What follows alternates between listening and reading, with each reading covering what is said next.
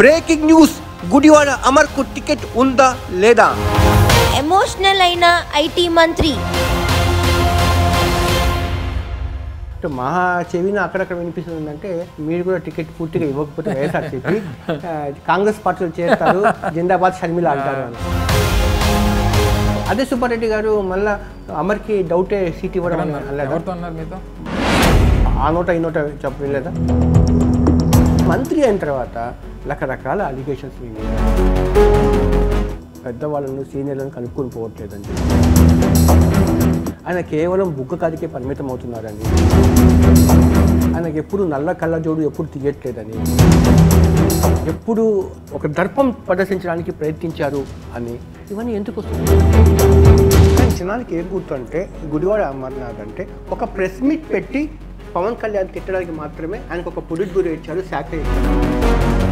ప్రతి ఇంటర్వ్యూలు చూశాను, ఎప్పుడు అమర్ గారు నవ్వుతూ వ్యంగ్యంగా హాస్యభరితంగా మాట్లాడతారు. ఫస్ట్ ఇంటర్వ్యూ మీ కళ్ళల్లో ఏదో తెలియని ఆవేదన, ఆందోళన కనిపిస్తుంది. అమర్ గారు, ఈ టైంలో అన్ని ప్రశ్నలు అడగొచ్చా లేకపోతే కొన్ని రిజర్వేషన్స్ ఉన్నాయా? ప్రశ్నలు అన్నీ అడగండి.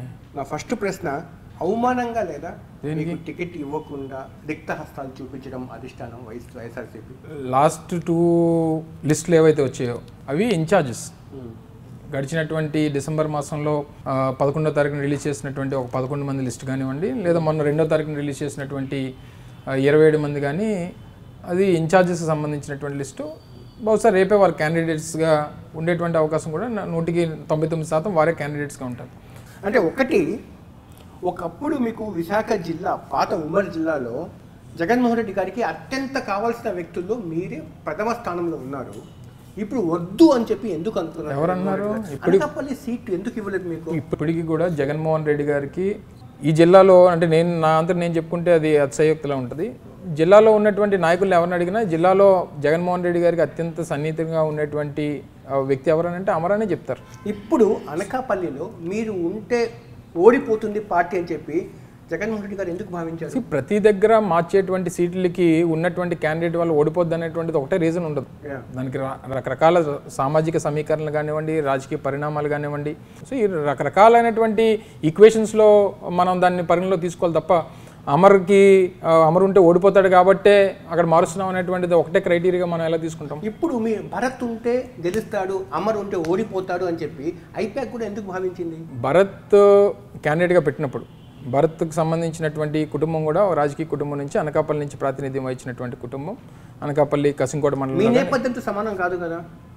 ఏదైనప్పటికీ ఎవరి నేపథ్యాలతో, ఇప్పుడు 151 మంది ఎమ్మెల్యేలు ఉన్నాం, అందరూ ఒకటే నేపథ్యం ఉండదు కదా. అందులో ఫ్రెష్గా అప్పటికప్పుడు రాజకీయాల్లో షిఫ్ట్ చేస్తున్నారు, కనీసం షిఫ్ట్ కూడా చేయలేదు కదా. మా రీజనల్ కోఆర్డినేటర్ సుబ్బారెడ్డి గారు, పార్టీ వ్యవహారాలు చూసేటువంటి వ్యక్తి, ఆయన మాట్లాడుతున్నప్పుడు అమర్ సర్వీసెస్ ఇంకా మెరుగ్గా వాడుకునేటువంటి దానికి నిర్ణయాలు తీసుకుంటాం అనేటువంటి మాట చెప్పడం జరిగింది. సరే, ఏదన్నా అవనివ్వండి, ఏదనుకున్నా అమర్నాథ్ అనేటువంటి వ్యక్తి గతంలో కూడా మీతో మాట్లాడినప్పుడు చెప్పాను, అనేక సందర్భాల్లో చెప్పాను, జగన్మోహన్ రెడ్డి గారికి అత్యంత సన్నిహితుడిగా, జగన్మోహన్ రెడ్డి గారి కోసం నిత్యం కష్టపడి జగన్మోహన్ రెడ్డి గారి నాయకత్వం కోసం పనిచేసేటువంటి వ్యక్తి. అత్యంత సన్నిహితుడు అందరూ మేము కూడా అనుకున్నాము. ఇప్పుడు మొన్నటి వరకు లిస్ట్ వచ్చేంత వరకు, కానీ లిస్ట్ లో అంటే ఎమ్మెల్యేగా పోటీ చేస్తేనే, అంటే 175 మంది పోటీ చేసేటువంటి ఎమ్మెల్యే క్యాండిడేట్లు, లేకపోతే 25 మంది పోటీ చేసేటువంటి ఎంపీ క్యాండిడేట్లు మాత్రమే సన్నిహితులుగా ఉంటారు, మిగిలిన వారు సన్నిహితులు కాదనుకుంటే మన అమాయకత్వం. అంటే మీకు మీరు అలా సమాధానం పడుతున్నారు. నేను మొదటి నుంచి చెప్తూ వచ్చా, అమర్నాథ్కి సీట్ ఇచ్చినా, అమర్నాథ్కి సీట్ ఇవ్వకపోయినా ఈ జిల్లాలో మొట్టమొదటి జెండా పట్టుకొని జగన్మోహన్ రెడ్డి గారి కోసం తిరిగేటువంటి వ్యక్తి అమర్నాథ్.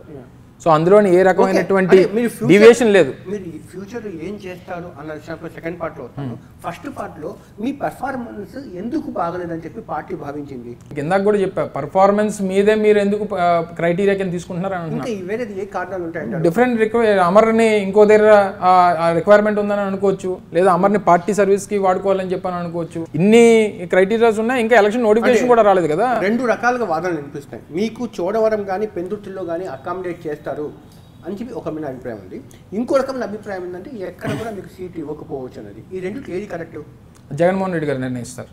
చోడవరైనా పనికొస్తాడు, పెందుతైనా పనికొస్తాడు, ఎలమంచిలైనా పనికొస్తాడు, గాజువాకైనా పనికొస్తాడు అనేటువంటి అభిప్రాయం పార్టీకి రావడం అనేటువంటిది ఇది డెఫినెట్గా మన లీడర్షిప్కి ఉండేటువంటి అడ్వాంటేజెస్ అనేటువంటిది నేను ఫీల్ అవుతాను. సో ఏదేమైనప్పుడు మీరు అన్నట్టు ఈ రెండిట్లో ఇస్తారనేటువంటిది కరెక్టా, లేకపోతే ఏది ఇవ్వదు అనేటువంటిది కరెక్టా అంటే ఎండ్ ఆఫ్ ద డే పార్టీకి నేను ఏ రకంగా ఉపయోగపడతాను అనేటువంటిది ఇంపార్టెంట్ తప్ప ఇవన్నీ క్రైటీరియాస్ కాదనేటువంటిది నా అభిప్రాయం. మీరు పవన్ కళ్యాణ్ గారికి ఎక్కువగా విమర్శలు చేయడం వల్ల కాపు కమ్యూనిటీ మీకు దూరం అయ్యారు కాబట్టే మీకు టికెట్ ఇవ్వలేదు. కాపు కమ్యూనిటీ ఈసారి పోటీ చేస్తే మీరు ఓడిస్తారని చెప్పి. కాపు కమ్యూనిటీ ఏమి పవన్ కళ్యాణ్కి పేటెంట్ కాదు కదా. పవన్ కళ్యాణ్ కాపులకి ఏం చేశాడు అనేటువంటిది కూడా వారు చెప్పాలి కదా. ఓకే, పవన్ కళ్యాణ్ అధికారంలో లేరు, మీరు అధికారంలో ఉన్నారు. మేము ఏం చేశారో కాపులకి అనేటువంటి చెప్పాలంటే మీ సమయం సరిపోదు, నా సమయం సరిపోదు. వ్యక్తిగతంగా మీరు ఏం చేశారు? నేను ఇప్పుడు కాపులకి సంబంధించి ఒక స్పేస్ ఇస్తున్నాను. నేను వ్యక్తిగతంగా అవునన్నా కాదన్నా గుడివాడ అమర్ బిలాంగ్స్ టు కాపు, ఇది నిజం. అవునన్నా కాదన్నా మీరు ఆ కమ్యూనిటీ కోసం ఏం చేశారు? కాపు నేస్తం దగ్గర నుంచి లేదా మిగిలినటువంటి హౌస్ స్కీమ్స్ దగ్గర నుంచి లేకపోతే కాపు కార్పొరేషన్ సంబంధించినటువంటి ఫండ్స్ దగ్గర నుంచి ఇవన్నీ కూడా చేసినటువంటిది వైఎస్ఆర్ కాంగ్రెస్ పార్టీ చేయకపోతే ఎవరు చేశారు? వైఎస్ఆర్సీపీ స్టేట్ వైడ్గా జరిగే కాపుల కోసం ఏం చేశారు అనేది కార్యక్రమాల గురించి అడగట్లేదు. ఇప్పుడు మీకు ఇచ్చింది ఒక కాపు కోట కిందని మీకు ఒక మంత్రి పదవి ఇచ్చారు. కాపు కోట సరే, అంటే ఓకే, సమీకరణలు కాపుల కోసం పనిచేయమని చెప్పి ఎవరు కదా. ఆయన కూడా మీ కమ్యూనిటీ కోసం ఏదో చేయాలి కదా, చెప్పడానికి ఒక అవకాశం ఇస్తున్నాను. నేను ఏమేమి చేశాను చెప్తున్నాను. ఇవన్నీ పార్టీగా ప్రభుత్వంగా చేసినవి చెప్తాను తప్ప ఇండివిజువల్గా నేను ఏం చేశాను అనేటువంటిది పబ్లిక్ ప్లాట్ఫామ్స్ మీద చెప్పాల్సినటువంటి. కానీ జనానికి ఏం గుర్తుంటే గుడివాడ అమర్నాథ్ అంటే ఒక ప్రెస్ మీట్ పెట్టి పవన్ కళ్యాణ్ తిట్టడానికి మాత్రమే ఆయనకు ఒక పొలిట్ బ్యూరో ఇచ్చారు, శాఖ ఇచ్చారు. ఏది అన్నా ఒకటి గమనించాల్సింది ఏంటంటే ఆయన నడుపుతుంది రాజకీయ పార్టీ, మేము నడుపుతుంది రాజకీయ పార్టీ. రాజకీయ పార్టీలు అనేటువంటివి వారు మా నాయకున్నో లేదా మా పార్టీనో విమర్శ చేసినప్పుడు, ఆధారాలు లేనటువంటి ఆరోపణలు చేసినప్పుడు, మా నాయకుడిని దూషించినప్పుడు సహజంగా పార్టీగా అఫీషియల్ స్పోక్స్మెన్గా నేను మాట్లాడతాను. మీరు మంత్రి అయినప్పటి నుంచి ఒకసారి చూసుకుంటే ఎన్ని ప్రెస్ మీట్ పెట్టారు? ఎగ్జాంపుల్ అనుకుంటే ఒక 10 ప్రెస్ మీట్ పెట్టినా అనుకుంటే ప్రతి మీడియా కాన్ఫరెన్స్ మీద అడ్రస్ చేసి ఉంటే ఆ 10లో 8 కాదు 9 మీడియా కాన్ఫరెన్సెస్లో పవన్ కళ్యాణ్ గారి గురించి, పవన్ కళ్యాణ్ గారి గురించి విమర్శించడానికి. మీకు మీడియాకి చూపించుకోవడానికి దానికి అది బాగుంటుందేమో కానీ నేను మంత్రి అయిన తర్వాత ఆయన 10 సార్లు ఆంధ్రప్రదేశ్ వచ్చి ఉంటే నేను 10 సార్లు మాట్లాడానని చెప్పి మీరు చెప్పడానికి. ఆయన రాకపోయినా కూడా మాట్లాడుతున్నారు కదా. గడిచినటువంటి ఆయన ఎప్పుడైతే రాజమండ్రిలో తెలుగుదేశం పార్టీలో మధ్య అయిపోయారో, ఏమంటారు వారితో పొత్తులు కలిపారో ఆయన ఎక్కడ మాట్లాడుతున్నాడు? ఇప్పుడు అంతా తెలుగుదేశమే కదా మాట్లాడేది. ఇంకా ఆయన కూడా మాట్లాడేది చెప్పి తప్పుగా మాట్లాడారా? అంటే నా ఉద్దేశంలో మధ్య అయిపోయినట్టే నా ఉద్దేశం. ఇక్కడ తప్పు అని చెప్పి సారీ అని చెప్పారు. నా మెంటల్ ఫీలింగ్ అయితే వాళ్ళు మధ్య అయిపోయారు అనేటువంటిది నా ఉద్దేశం. ఇలాంటి మాటల వల్లే కదా పవన్ కళ్యాణ్ గారిని అభిమానించడం. అలా కాదండి, నేను అనేది ఏంటంటే నిన్న లోకేష్ది యోగలమ్మ ఏదది పాదయాత్ర అయింది. పాదయాత్రలో ఆయన వచ్చి కూర్చున్నాడు. సో అది ఆ పార్టీకి సంబంధించినటువంటి వ్యవహారం. సరే కలిశారు. ఈ రోజు కూడా ఏదో ప్రోగ్రామ్ అవుతుంది, ఆ ప్రోగ్రామ్ కూడా ఆయన ఇన్వైట్ చేశారంటే రాలేకపోయారు అనేటువంటి చెప్తున్నారు. అంటే మీకేం ఇబ్బంది? మాకేం ఇబ్బంది లేదు చెప్తున్నాను. నేను చెప్పేది ఏంటంటే ఆయన ఇండివిజువాలిటీ వచ్చి మాట్లాడినటువంటి సందర్భంలో మా నాయకుడిని ఏదైనా అన్నప్పుడు మేము మాట్లాడాము తప్ప, చంద్రబాబు నాయుడు గారు జైల్లో ఉన్నప్పుడు వీళ్ళ తాలూకా పొత్తులు ఎలియన్స్ అనేటువంటి ఫిక్స్ అయిన తర్వాత వాళ్ళ ఇండివిజువాలిటీ అనేటువంటి నాకు తెలిసి ఆ పార్టీకి ఎక్కడ కనబడట్లేదు. ఇప్పుడు భారత రాజ్యాంగంలో 19A ఏంటంటే స్వాతంత్రం హక్కు ఉంది, స్వేచ్ఛగా మాట్లాడే హక్కు ఉంది. ఆ హక్కును వినియోగించుకున్నాను, ప్రశ్నించాడు. ఆ ప్రశ్నని మీరు డైజెస్ట్ చేసుకోకుండా పవన్ కళ్యాణ్ గారు ప్రశ్నిస్తే ఆయన ప్రశ్న చెప్పుతో కొడతామని ప్రశ్నించడమా, మీ బట్టలు ఇటు తీస్తే తంతామంటే ప్రశ్నించడమా? సో ఈ రకమైనటువంటి జగన్మోహన్ రెడ్డి గారిని మా యాక్షన్ రియాక్షన్ కాదు, ఆయన మాట్లాడినటువంటి దానికి జరిగింది. ఆయన అనేక సందర్భాల్లో జగన్మోహన్ రెడ్డి గారిని ఏకవచనంతో మాట్లాడడం కానీ, జగన్మోహన్ రెడ్డి గారి తాలూకా వ్యక్తిగతమైనటువంటి ఆయన క్యారెక్టర్ గురించి మాట్లాడడం కానీ, లేదా ఆయన ఏదో దొంగలాగా చిత్రీకరించేటువంటి ప్రయత్నం చేయడం కానీ, ఇవన్నీ ప్రశ్నించడమా? ఇవన్నీ మరి గతంలో ఆయన వారితో కలిసి ఉన్నప్పుడు ఎందుకు మాట్లాడలేదు? తెలుగుదేశం పార్టీకి సపోర్ట్ చేసి తెలుగుదేశం పార్టీ ఆ రోజు అన్ని చేసినప్పుడు తెలుగుదేశం పార్టీ నేను బానిసలా కనిపిస్తున్నానా, తెలుగుదేశం పార్టీకి నేను ఎలా కనిపిస్తున్నాను అలా కనిపిస్తున్నాను మాట్లాడే తెలుగుదేశం పార్టీని పవన్ కళ్యాణ్ గారు ఎప్పుడు ప్రశ్నించలేదంటారా? నాకు తెలిసి అయితే ప్రశ్నించలేదు. ఇక్కడ చాలాసార్లు ప్రశ్నించారు. సరే పోనీ ప్రశ్నించారు, ప్రశ్నించినటువంటి దానికి ఆయనకు వచ్చినటువంటి రిజల్ట్ ఏంటి, ఏ ఉద్దేశంతో? ఇక్కడ పవన్ కళ్యాణ్ గారిని మీరు విమర్శించడం కాదు, పవన్ కళ్యాణ్ గారు ప్రశ్నించారు. ఆ ప్రశ్నకి జవాబు చెప్పండి, ఏం ప్రశ్నించారో. రెస్పెక్ట్ లాంగ్వేజ్ గురించి మీరు ఎక్స్పెక్ట్ చేస్తున్నారు పవన్ కళ్యాణ్ గురించి. మీరు ఒక మాట చెప్పండి, పవన్ కళ్యాణ్ గారిని మీరు ఉపయోగించుకున్న నేను ఎక్కడన్నా మీరు కానీ పేర్ని నాని గారు కానీ కొడాలి నాని గారు కానీ వీళ్ళందరూ రెస్పెక్ట్ ఓట్స్ వాడేదండి, రోజా గారు కానీ రెస్పెక్ట్ వాడేదండి. చెప్పమనండి, కాదండి, వాళ్ళు ఎక్కడెక్కడ 3 పెళ్లిళ్ళు అని చెప్పి మాట్లాడిన 3 పెళ్లిళ్ళు జరిగింది, మీ 3 పెళ్లిళ్ళు చేసుకున్నారు కదండి. వ్యక్తిగతంగా మీరు విమర్శించడానికి మరి జగన్మోహన్ రెడ్డి గారిని ఎందుకు వ్యక్తిగతంగా ఆయన విమర్శిస్తాడు? జగన్మోహన్ రెడ్డి గారిని ఆయన ఏదన్నా జగన్మోహన్ రెడ్డి గారిని ఆయన వ్యక్తిగతంగా విమర్శించినప్పుడు జగన్మోహన్ రెడ్డి గారి మీద ఉన్నటువంటివి కేవలం ఆరోపణలు మాత్రమే. జగన్మోహన్ రెడ్డి గారి మీద ఈ రోజు వరకు ఏది రుజువు కాలేదు. అన్ని కూడా ఒకటి అన్ని కేసెస్ కొట్టేస్తున్నట్టు. ఈ ఇంటర్వ్యూలో ఒకటి క్లారిఫై చేయండి, పవన్ కళ్యాణ్ మీద ప్రెస్ మీట్లలో దూకుడుగా వ్యవహరించారు కదా, ఇది మీ వ్యక్తిగతమైన అభిప్రాయమా, పార్టీ లైన్? అది కొన్ని నా వ్యక్తిగతమైనటువంటి అభిప్రాయాలు ఉంటాయి, కొన్ని పార్టీ లైన్ ఉంటుంది. పార్టీ కంటూ ప్రతిదానికి ఒక విధానం ఉంటుంది కదా. నాకు నచ్చినట్టు నేను మాట్లాడడానికో లేకపోతే నా విధానాన్ని నేను చెప్పడానికి నేను పార్టీలో ఉన్నటువంటి నా పాలసీని నేను చెప్పుకోవాల్సినటువంటి అవసరం ఉంటుంది. నేను చెప్పాల్సినటువంటి విధంగా నా ప్రెజెంటేషన్, నా మాడ్యులేషన్ నాకు ఉంటుంది. సో నేను ఆ విధంగా చెప్తాను తప్ప అందులో ఏ రకమైనటువంటి ఎవరో చెప్తే మాట్లాడాల్సినటువంటి అవసరం కదా. ఇప్పుడు సేమ్ పార్టీ లైన్ అందరికీ ఒకేలా ఉంటుంది కదా. మీ పక్కన మాడుగులు ఉన్నారు, డిప్యూటీ సీఎం ఉన్నారు, ఆయన బుడిముత్త నాయుడు, ఆయన మాట్లాడలేదు కదా పవన్ కళ్యాణ్ గురించి. మీరెందుకు మాట్లాడారు? క్రికెట్ టీంలో అందరూ బ్యాట్స్మెన్లు, బౌలర్లు అందరూ బ్యాట్స్మెన్లు ఉంటారా చెప్పండి? బ్యాటింగ్ చేసేవాడు ఉంటాడు, కీపింగ్ చేసేవాడు ఉంటాడు, బౌలింగ్ చేసేవాడు ఉంటాడు, ఫీల్డింగ్ చేసేవాడు. ఒక రాజకీయ పార్టీలో రకరకాలైనటువంటి ఉపయోగపడేటువంటి మనుషులు ఉంటారు. ఎవరి పాత్ర? ఇప్పుడు నేను అఫీషియల్ స్పోక్స్మెన్ పార్టీకి, నేను సీఎం, నేను మంత్రిని, ఆయన డిప్యూటీ సీఎం, ఆయన ఎందుకు మాట్లాడలేదు, మీరు ఎందుకు మాట్లాడారు? నేను పార్టీ అధికార ప్రతినిధిని. ఆయన ఒకదానికి ఉపయోగపడతాను, నేను ఒకదానికి ఉపయోగపడతాను. ఎవరికి రాని అదృష్టము, చాలా తక్కువ మందికి వచ్చే అదృష్టము మీకు వచ్చిందండి. ఏమని చెప్పి ఒక మంత్రి పదవి, అది కూడా చాలా కీలకమైన శాఖలు, పరిశ్రమల శాఖ, ఐటీ శాఖ, అంటే పని చేయడానికి ఒక బాగా స్కోప్ ఉన్న శాఖలన్నీ జగన్మోహన్ రెడ్డి గారు మీ మీద అభిమానంతో మీకు ఇచ్చారు సార్. మీరు ఎంత చక్కగా పనిచేసి ఉండొచ్చు సార్ విశాఖపట్నానికి. ఏం చేశారు సార్? ఏం చేయలేదు. మీరు లాస్ట్ టైం మీరు ఇన్ఫోసిస్ గురించి మాట్లాడితే ఎక్కడ వచ్చింది సార్ ఇన్ఫోసిస్? అప్పటికి రాలేదు సార్. అవును, అదే అంటున్నాను. మరి ఆ రోజు మీరు ఇలా పెద్ద క్వశ్చన్ మార్క్ వేసి ఏమైపోయింది సార్, ఎక్కడ ఉంది సార్, ఎక్కడ ఉంది క్వశ్చన్ మార్క్ అనేటువంటి మాట అన్నారు. మీరు నా మాట కొన్ని డెసిషన్స్ తీసుకునేటువంటి దానికి కొన్ని ప్రభుత్వం పరంగా తీసుకునేటువంటి పాలసీ డెసిషన్స్ ఉంటాయి, అది ప్రభుత్వం చేతిలో ఉంటాయి. పరిశ్రమ ఏర్పాటు చేయాలంటే కనీసం 18 నెలల నుంచి 24 మాసాలు పడుతుంది. నేను మంత్రి అయ్యి 19 మాసాలు అయింది. సో నేను వచ్చిన తర్వాత టేకప్ చేసినటువంటి అనేక ఇష్యూస్ ఈరోజు గ్రౌండింగ్ స్టేజ్లో ఉన్నాయి, కొన్ని నిర్మాణాలు జరుగుతూ ఉన్నాయి, కొన్ని ఆపరేషన్స్లోకి వచ్చినటువంటి ఉన్నాయి. ఇవన్నీ జరుగుతున్నటువంటి దాంట్లో ఏం జరిగిపోయింది ఈ నిమిషాల మీద చూపించాలని అంటే ఎలా చూపిస్తారు చెప్పండి? ఇప్పుడు 28 ఇయర్స్ ఏజ్లో మీకు ఎంపీ టికెట్ ఇచ్చారు అనకాపల్లి జగన్మోహన్ రెడ్డి గారు. ప్లస్ మీరు ఓడిపోయినా కూడా విశాఖ జిల్లాని 3 జిల్లాలుగా ఒక జిల్లా ఉమ్మడి జిల్లా ఉన్నప్పుడు మీకు అధ్యక్షుడు చేశారు 3 ఇయర్స్ పాటు. అంత నమ్మకముగా మిమ్మల్ని ఉంచారు. ఈరోజు అన్న నీకు టికెట్ లేదంట కదా అని చెప్పి ఎవరన్నా మీకు అడుగుతూ ఉంటే జగన్మోహన్ రెడ్డి మా పార్టీలో ఉన్నటువంటి నాయకులకి కార్యకర్తలకి అనుమానమే లేదు. ఫస్ట్ ఆఫ్ ఆల్ టికెట్ ఇస్తారు నేను అనుకుంటున్నా.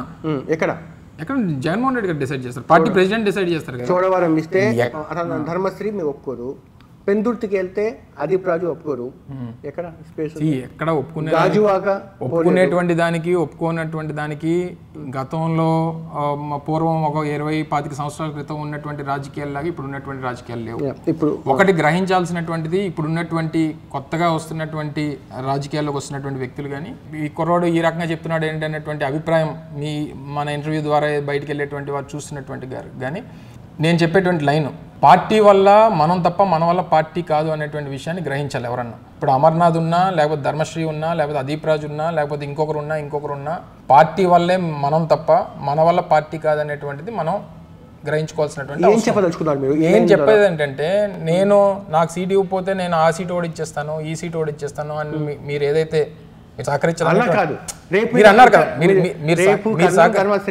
అదే అన్నారు సహకరించరు అనేటువంటి మాట ఉంది ఏదైతే ఉందో. రేపు జరిగేటువంటి ఎన్నిక నేను ఇంకొకసారి కూడా చెప్పాను, నేను గెలిచిన రోజు కూడా ఈ మాట చెప్పాను. ఈ రోజు 151 మంది ఎమ్మెల్యేలు గెలిచామంటే అది మమ్మల్ని చూసి రాష్ట్ర ప్రజలు ఓటేయలేదు, జగన్మోహన్ రెడ్డిని మాత్రమే చూసి ఓటేశారు అనేటువంటి మాట నేను గెలిచిన రోజు చెప్పాను.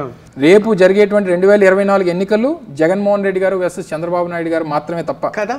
అలా ఉన్నప్పుడు ఈ మార్పులు చేర్పులు 30 మంది మారుస్తున్నారు. పాయింట్ కూడా అర్థం చేసుకోవట్లేదు. మీకు జగన్మోహన్ రెడ్డి గారిని చూసే ఓటేస్తారు, జగన్మోహన్ రెడ్డి గారు ఎవరిని నిలబెట్టినా గెలుస్తారు అనే అభిప్రాయం ఉన్నప్పుడు ఈ 30 చోట్ల మార్పు చెప్పినటువంటి పర్సెంటేజెస్ ఉన్నాయి కదా. అంటే 30 మంది పనికిరాని చెప్పి 30 అని కాదు, రేపు పొద్దున ఇంకా ఎక్కువ అవ్వచ్చు.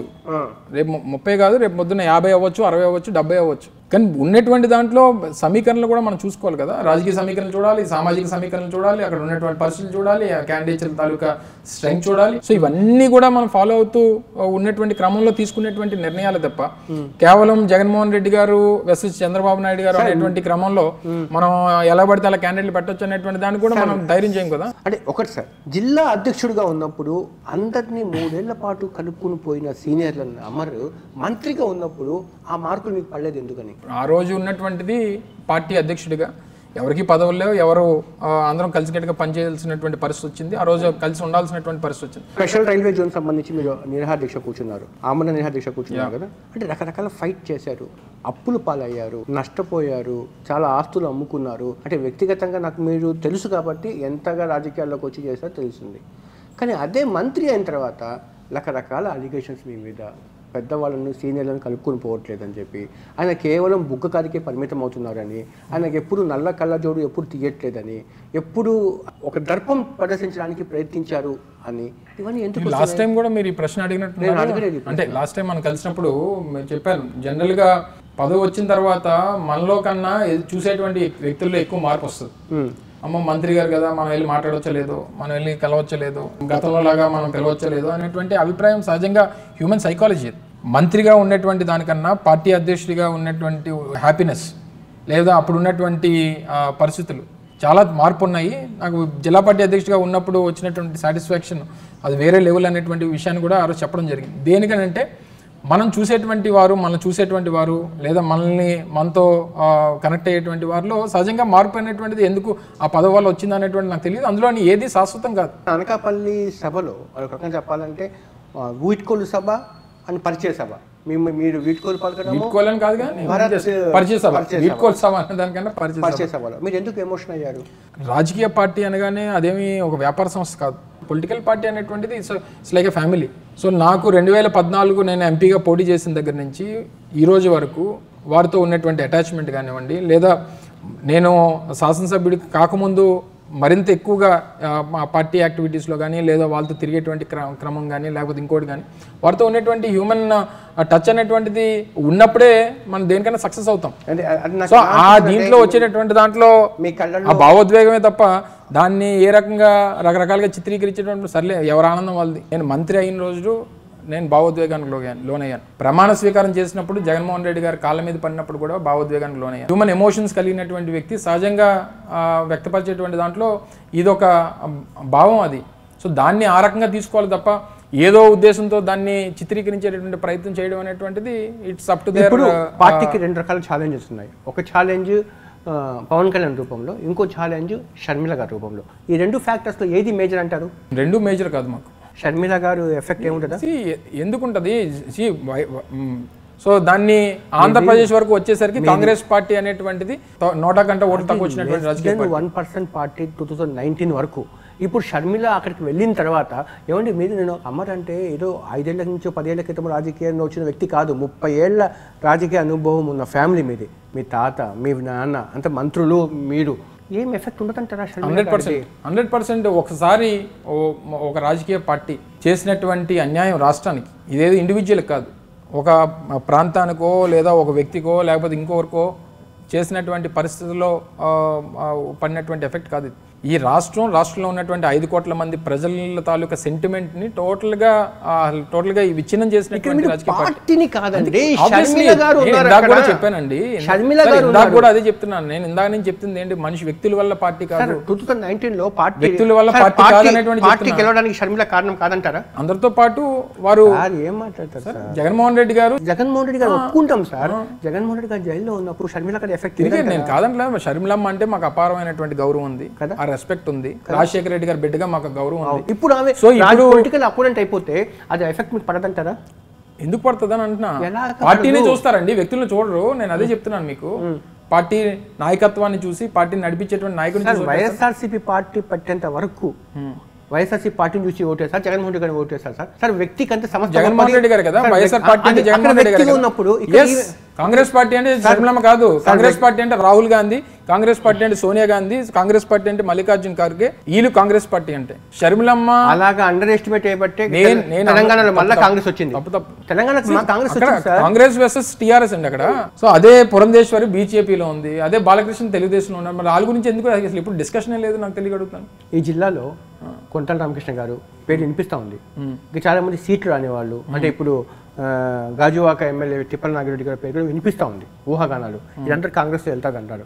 ఇవన్నీ వెళ్తే చెప్పారు కదా 19A ఇంకేవో చెప్పారు కదా మీరు సెక్షన్స్, నాకు పెద్ద ఐడియా లేవు. రాజ్యాంగం అదే రాజ్యాంగంలో కొన్ని సెక్షన్స్ మాకు మీరు చెప్పినటువంటి స్పెసిఫిక్ సెక్షన్ ప్రకారం ఎవరన్నా ఎక్కడికైనా వెళ్ళొచ్చు. జరిగినటువంటి అభివృద్ధి కార్యక్రమాల గురించి ఎప్పటికప్పుడు మేము ప్రజెంటేషన్ చేసినా సరే దాన్ని అంత ఇంట్రెస్ట్గా చూపించడం వల్ల మనకు టీఆర్పీలు రావేమో అనేటువంటి పరిస్థితులు టీవీలకు ఉండొచ్చు, అంటే మీడియా ఛానల్స్. సో ఆ పరిస్థితుల్లో నేను ఎన్ని సందర్భాల్లో ఇప్పుడు మీరు మీడియా తప్పు అన్నారు, అంటే అన్వేషణ చేసి వాళ్ళకి ఏం కావాలో మెటీరియల్ తీసుకున్నారు.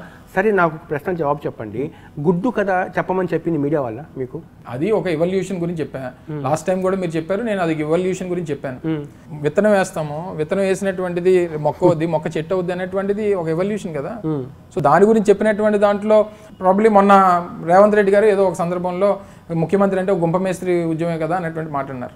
ఇప్పుడు దాన్ని పట్టుకొని ప్రతిపక్షాలకి ఏదో ఒక అంశం కావాలి మాట్లాడడానికి.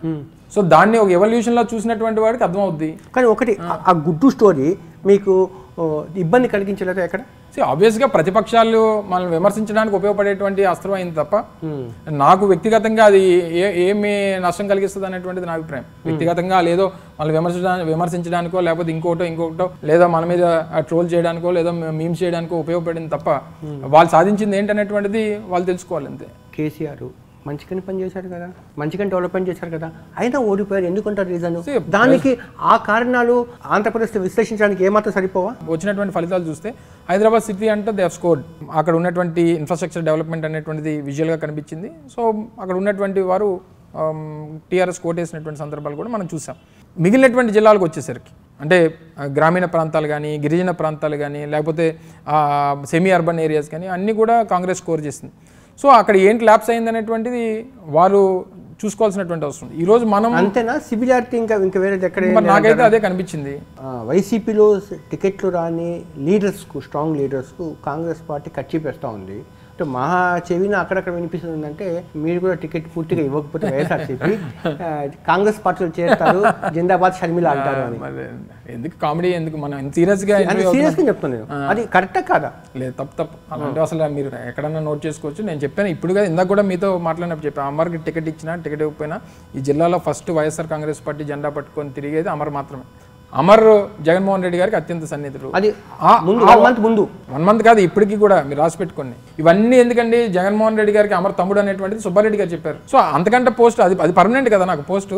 అదే సుబ్బారెడ్డి గారు మళ్ళీ అమర్కి డౌటే సీట్ ఇవ్వడం ఎవరితో అన్నారు మీతో? ఆ నోట ఈ నోట చెప్పలేదా? నేనైతే సరే, ఉత్తరాంధ్రలో ఎన్ని సీట్లు ఇంకా మంచి భవిష్యత్తు ఉంటుంది అమర్కి అనేటువంటి మాట చెప్పినట్టు నాకు గుర్తు. అంటే ఇంకేముంటుంది మంత్రి పదవి కాకుండా భవిష్యత్తు ఉంటుంది. భవిష్యత్తు అంటే ఓన్లీ మంత్రి పదవి ఇదేనా భవిష్యత్తు? ఏముంటుంది చెప్పండి అమర్ గారు. అదే అంటున్నాను, పదవి అనేటువంటిది పర్మనెంట్ గవర్నమెంట్ వస్తే పదవి అనేటువంటి డిప్యూటీ సీఎం ఇస్తారా? పదవి అనేటువంటిది మాత్రమే హైయెస్ట్ ప్రయారిటీ అనేటువంటిది అనుకోవడంలో అలా నాకు తెలిసి రాజకీయాల్లో పదవులు శాశ్వతం కాదు సార్. ఎన్ని సీట్లు వస్తాయి సార్ ఈ ఉత్తరాంధ్ర జిల్లాలో? లాస్ట్ టైం కన్నా ఎక్కువ వస్తాయి అనేటువంటిది నా అభిప్రాయం. లోకేష్ 160 సీట్స్ మా గురించి చెప్పాడు. టీడీపీ జనసేన కలిస్తే 160 దాకా వస్తాయి అంటున్నారు. సరే, వాళ్ళ ఆస్పిరేషన్స్ వాళ్ళకు ఉండొచ్చు. గతంలో కూడా ఈ రకమైనటువంటి మాటలు చెప్పారు కానివ్వండి. సరే, ఒక రాజకీయ పార్టీగా వాళ్ళకు ఉన్నటువంటి ఎక్స్పెక్టేషన్స్ వాళ్ళకు ఉండొచ్చు. ఒక సీరియస్ మాట విషయం చెప్తాను. మీరు కూడా వ్యంగ్యంగా కాకుండా సీరియస్ చెప్పండి. ప్రశాంత్ కిషోర్ చంద్రబాబు నాయుడు కలవడము మోరల్గా కొంత దెబ్బతీయలేదా వైసీపీ శ్రేణుల్ని? ప్రశాంత్ కిషోర్ అనేటువంటి వ్యక్తి is political consultant, is business man. అంటే ఇది పొలిటికల్ కన్సల్టెన్సీ అనేటువంటిది 2014 తర్వాత ఒక వ్యాపారం అయిపోయింది. అతని టీం ఐపాక్ టీము మీతో అసోసియేట్. ప్రశాంత్ కిషోర్ మొన్న ఎలక్షన్స్ అంతా ప్రశాంత్ కిషోర్ చూసి ఓటేశారని అనుకుంటున్నారా ఎవరన్నా? అది కదా, జగన్మోహన్ రెడ్డి గారిని కదా. అంటే పెళ్లి జరిగినప్పుడు ఈవెంట్ మేనేజర్లకు, రాజకీయాలు ఎలక్షన్స్ వచ్చినప్పుడు పొలిటికల్ కన్సల్టెన్స్ అలాగా వాళ్ళు ఐడియా షేర్ చేస్తారు. ఈ రకంగా అయితే బాగుంటుంది, ఈ రకమైనటువంటి. వై నాట్ 175 సాధ్యమా? టార్గెట్ అండి. సిచ్యువేషన్ కనిపిస్తుంది. అలా కాదు సార్, మీరు చదువుకున్నప్పుడు విశాఖ జిల్లాలో ఇప్పుడు నేను చదువుకున్నప్పుడు మా అమ్మ నాన్న నాకు ఏం చెప్పారు, అరే 100కి 100 మార్కులు తెచ్చుకోరా అని చెప్పేవారు. అంతే కదా. మీరు చదువుకున్నప్పుడు కూడా మీ అమ్మ నాన్నగారు అరే నువ్వు మ్యాథ్స్లో 100కి 100 తెచ్చుకోవాలి అని చెప్పి అలాగే కదా చెప్తారు. అంత మాత్రం 98, 99 వస్తే తిడతారా చెప్పండి.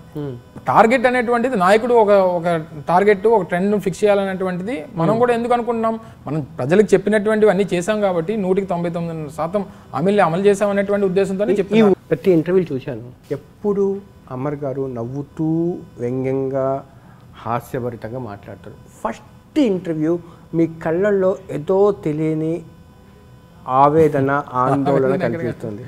నేను ఇలాగ అనుకున్నాను చూసారా, రేపు పొద్దున్న దానికి కూడా ఏదో రకంగా చేస్తారు.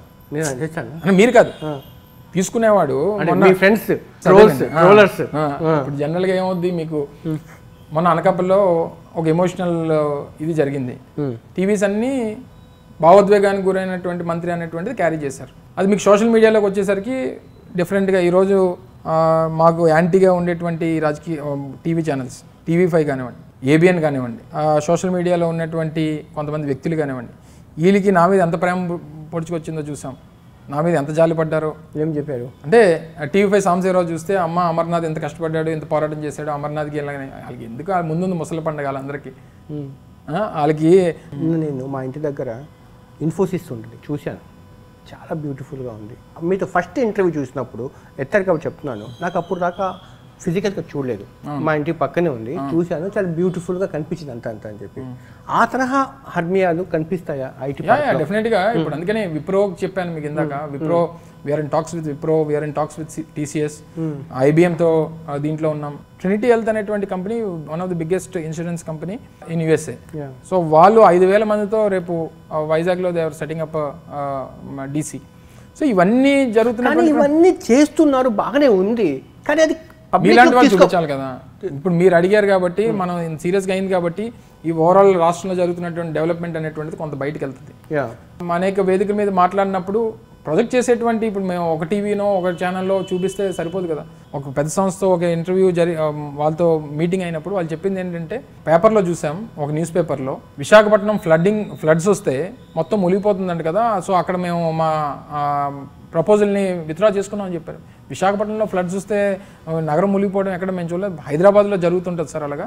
వైజాగ్లో అసలు ఫ్లడ్డింగ్ అనేటువంటిది ఉండదు, సీ లెవెల్ కంటే బాగా మేము ఎత్తులో ఉంటాం, ఏ వాటర్ చొక్కపడినా అది సముద్రంలోకి వెళ్ళిపోద్ది. సో అసలు ఫ్లడ్డింగ్ అనేటువంటిది మేము ఎప్పుడు చూడలేదు. హుదూద్ తుఫాన్ వచ్చినప్పుడు పెద్ద హై స్పీడ్ విండ్ వల్ల కొంత నష్టం కలిగింది తప్ప ఎక్కడ ఫ్లడ్డింగ్ అనేటువంటిది లేదంటే వాళ్ళు కొన్ని 1 or 2 పేపర్స్ని చూసి వాళ్ళు ఒక డెసిషన్ తీసుకున్నారు. అమర్ గారు ఒక మాట చెప్పండి, అంటే BC ఓట్ బ్యాంక్ మీద మోర్ కాన్సన్ట్రేషన్ పనిచేస్తున్నారు జగన్ గారు, ఏ మేరకు టర్న్ అయిందంటారు అనుకుంటారు? 100% BCస్లో కొన్ని కులాలు ప్రత్యేకంగా కొన్ని నోటెడ్ కమ్యూనిటీస్, యాదవ కమ్యూనిటీ కానీ, వెలమ కమ్యూనిటీ కానీ, లేదా శెట్టి బలిజా కానీ, ఇవి మేజర్గా రజకులు కానీ, నాయి బ్రాహ్మణులు కానీ, ఇవి ప్రతి గ్రామంలో రాష్ట్ర వ్యాప్తంగా ఉండేటువంటి కులాలు, గుర్తించినటువంటి కులాలు రాష్ట్రంలో చాలా ఉన్నాయి. వాటిని జగన్మోహన్ రెడ్డి గారు వచ్చిన తర్వాతే మనం వాటికి కార్పొరేషన్స్ ఏర్పాటు చేయడం కానీ, అసలు ఆ కులం ఉందనేటువంటిది రాష్ట్ర ప్రజలకు తెలిసినటువంటి సందర్భాలు కూడా చూసాం.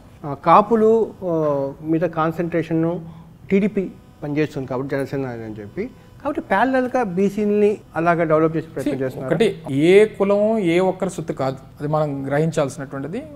అలా అది అనుకున్నప్పుడు మనం ఏ కులానికి ఏం చేసామనేటువంటిది కూడా మనం చెప్పుకునేటువంటి దానికి సమాధానం ఉండాలి.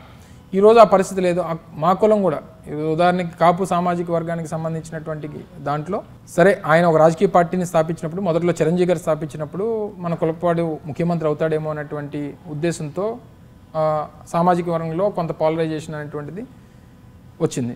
ఈ మధ్యకాలంలో మీరు అన్నట్టు ఆ డిస్కషన్ అనేటువంటిది కొంత సామాజిక వర్గంలో జరిగింది.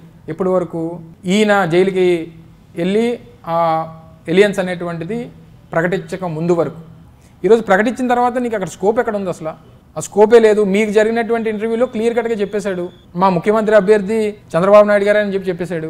డిప్యూటీ సీఎం గురించి అడిగితే అసలు దానికి సమాధానమే చెప్పాలి. దానికి అసలు పాలిట్ బ్యూరో నిర్ణయం తీసుకుంది. నీ పార్టీ ఏంటి, ఆయన పార్టీ ఏంటి, ఆయన పార్టీకి పదవి ఇవ్వడానికి నువ్వు పాలిట్ బ్యూరో తీసుకోవడం ఏంటి, లేకపోతే ఈయనన్న పాలిట్ బ్యూరోలో తెలుగుదేశంలో తీసుకోవాలి. అందుకని ఇందాక నేను మాట చెప్పాను, పోనీ ఈయన మరిచేసుకొని పోనీ డిప్యూటీ సీఎం పదవి ఇచ్చినా అర్థం ఉంది. ఇప్పుడు అంతెందుకండి, రేపు ఖచ్చితంగా మీకు ఎక్కడో చోట అకామిడేట్ చేస్తారు జగన్మోహన్ రెడ్డి గారు.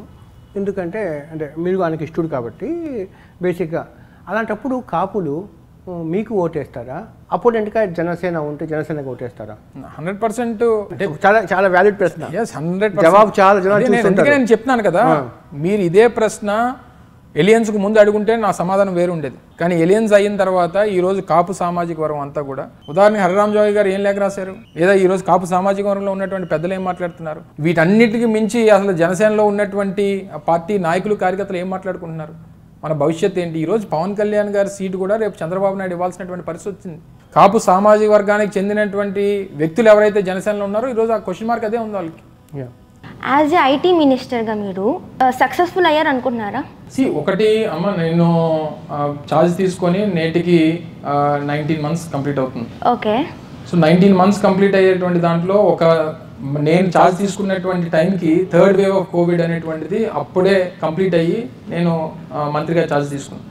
ఓవరాల్గా వరల్డ్ వైడ్ ఐటీ కానీ ఓవరాల్గా మిగిలినటువంటి పరిశ్రమలు కానీ అన్నీ కూడా రెసిషన్లో ఉన్నటువంటి పరిస్థితి. అప్పటి నుంచి మొదలు పెట్టుకొని మనం ఒక్కొక్కరిని మనం ప్రయత్నం చేస్తూ, మొదటి నుంచి నేను ఛార్జ్ తీసుకున్న ఫస్ట్ నాకు ఐటీ మినిస్టర్ ఇచ్చారనేటువంటి మాట జగన్మోహన్ రెడ్డి గారు ప్రకటన చేసిన తర్వాత, నేను ఏప్రిల్లో ఛార్జ్ తీసుకుంటే జూన్ మాసంలో ఇన్ఫోసిస్ సంస్థతో సమావేశం అయ్యి వాళ్ళని రిక్వెస్ట్ చేసి, మీలాంటి సంస్థ ఒకటి విశాఖపట్నంలో ఎస్టాబ్లిష్ చేస్తే మిమ్మల్ని చూసి మిగిలినటువంటి వారు కూడా వస్తారు. ఎందుకంటే అప్పటికే దేశవ్యాప్తంగా ప్రపంచవ్యాప్తంగా వర్క్ ఫ్రమ్ హోమ్ అనేటువంటిది బాగా ప్రాచుర్యంలోకి వెళ్ళిపోయింది. ప్రతి ఒక్కరు ఎవరు కంపెనీలో కూర్చొని పనిచేయట్లా, ఎవరు వారి సీట్స్లో కూర్చొని పనిచేయట్లా, అందరూ ఇళ్ళ నుంచి కూర్చొని పనిచేసేటువంటి పరిస్థితి ఉంది.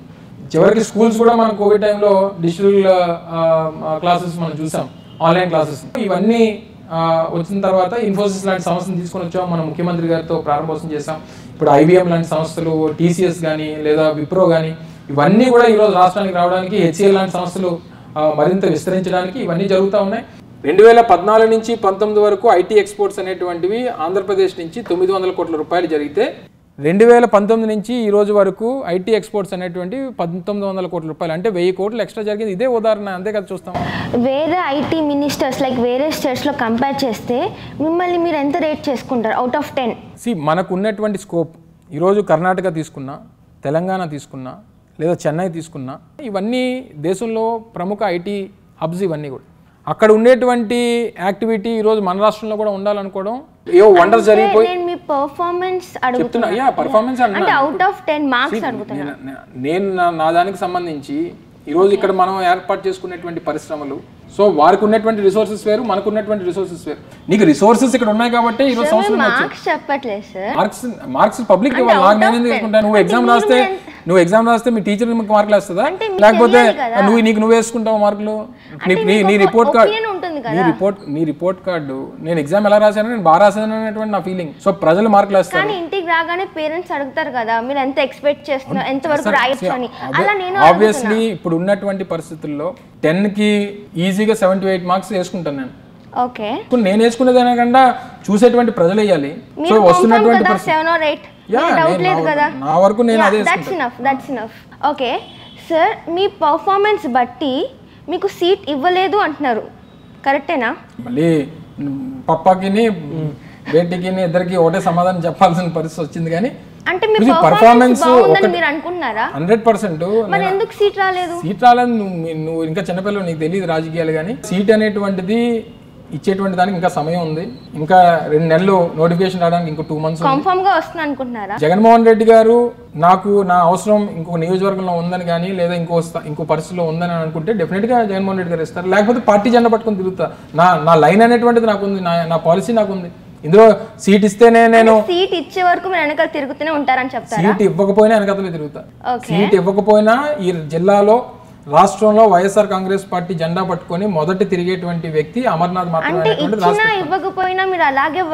చెప్తున్నాను కదా, ఇచ్చినా ఇవ్వకపోయినా ఇది రాసి పెట్టుకోండి. 3 కెమెరాలు రికార్డ్ అవుతున్నాయి. నువ్వు ఉన్నావు, మీ నాన్నగారు ఉన్నారు, అందరూ ఉన్నారు. ఇది రేపు పొద్దున్న మీరు ఎప్పుడు కావాలంటే అప్పుడు వాడుకోవచ్చు. దీన్ని రాసి పెట్టుకోండి. సీట్ ఇచ్చినా ఇవ్వకపోయినా ఈ జిల్లాలో మొట్టమొదటిగా వైఎస్ఆర్ కాంగ్రెస్ పార్టీ జెండా పట్టుకొని జగన్మోహన్ రెడ్డి గారి గెలుపు కోసం తిరిగేటువంటి వ్యక్తి అమర్నాథ్ మాత్రమే. సార్, ఇప్పుడు జనసేన పార్టీ ఇంకా టీడీపీ పార్టీ కొలాబ్ అయ్యారు కదా, ఇది మీకు పెద్ద మైనస్ పాయింట్ అంటారా? వాళ్ళకి జనసేనకి మైనస్ తప్ప మాకెందుకు మైనస్ అవుద్ది? మాకు మొదటి నుంచి అలా జనసేన పార్టీ అనేటువంటి నువ్వు అన్నట్టు 2 parties ఉన్నారు, అక్కడ 1 party ఉంది. 2 parties కావమ్మా, 4 పార్టీలు ఉండమనండి. రాజకీయాల్లో ప్రతి ఒక్కరికి ప్రజాస్వామ్యం ఇచ్చినటువంటిది అవకాశాలు. ఏ రాజకీయ పార్టీ ఎవరితోనైనా కలవచ్చు, ఎవరితోనైనా కలిసి పోటీ చేయొచ్చు.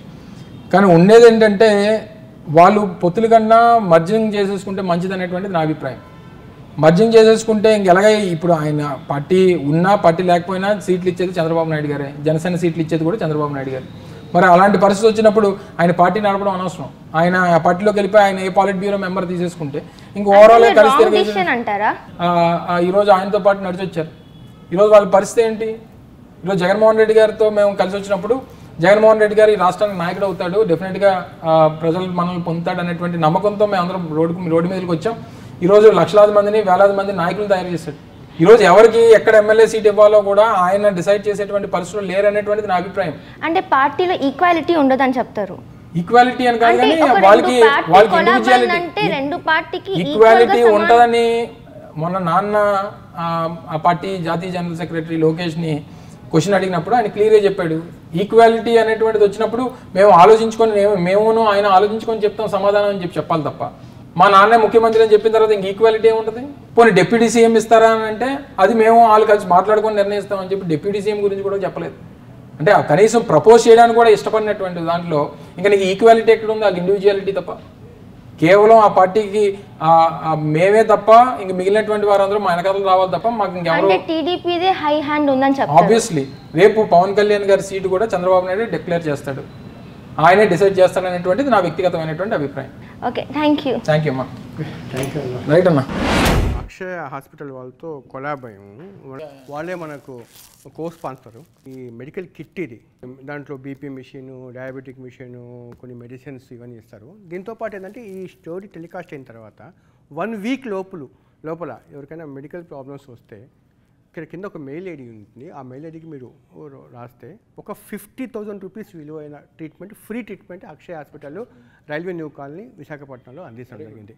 ఇది ఒక 1 పర్సన్కి ఇది అవకాశం కాబట్టి ఇది ఎక్కువ మందికి ఫార్వర్డ్ చేయండి. ఎవరు నీడీ పీపుల్స్కి వస్తారేమో. నమస్తే, నేను మీ జాఫర్. మీకు నేను మా టీం చేసే వర్క్ నచ్చితే మీరు సబ్స్క్రైబ్ చేయడం మర్చిపోవద్దు. సబ్స్క్రైబ్ చేయడంతో పాటు పక్కన ఉండే బెల్ ఐకాన్ కూడా ప్రెస్ చేయండి. 85% వాళ్ళు జస్ట్ ఛానల్ మీదకి వచ్చి కంటెంట్ చూసి వెళ్ళిపోతున్నారు తప్ప సబ్స్క్రైబ్ చేయట్లేదు. దీనివల్ల ఏంటంటే మేము తయారు చేసే కంటెంట్ మీ దాకా రావట్లేదు. మా రిక్వెస్ట్ ఏంటంటే ప్లీజ్ సబ్స్క్రైబ్. ఇట్లు మీ జాఫర్.